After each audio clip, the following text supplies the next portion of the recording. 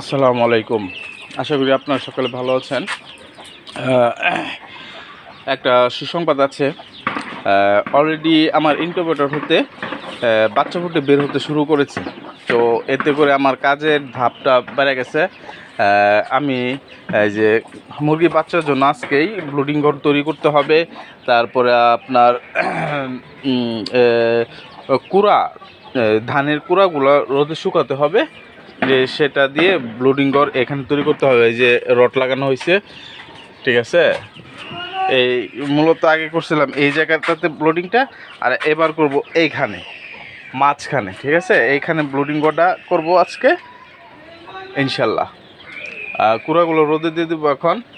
আর আপনাদেরকে দেখা আরেকটা জিনিস, আমার মুরগি কুচে বসে 4টা। এই যে এইখানে একটা, এইখানে একটা, এইখানে একটা, 3টা, আর ওইখানে একটা, 4টা মুরগি ইনশাল্লাহ কুচে বসাইছি।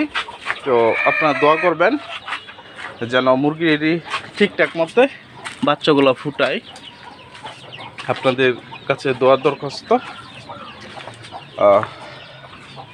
আর আরও কিছু কাজ বাকি আছে। এই যে বৃষ্টির সময় আসতেছে, এই যে এই জায়গাগুলা গাঁথনি করে বন্ধ করে দিতে হবে, যেন বাইরের পানি ভিতরে না ঢুকে, ঠিক আছে। সবসময় শুকনো যেন থাকে।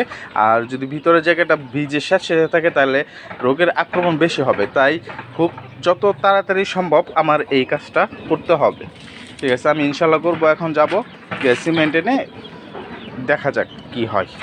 আপনারা সবাই দোয়া করবেন, আমাদের পাশে থাকবেন, সুন্দর সুন্দর আপডেট পেতে, নিজের শখের খামার তৈরি করতে, কৃষি কাজ করতে, ভালো উদ্যোক্তা হওয়ার জন্য ইনশাল্লাহ।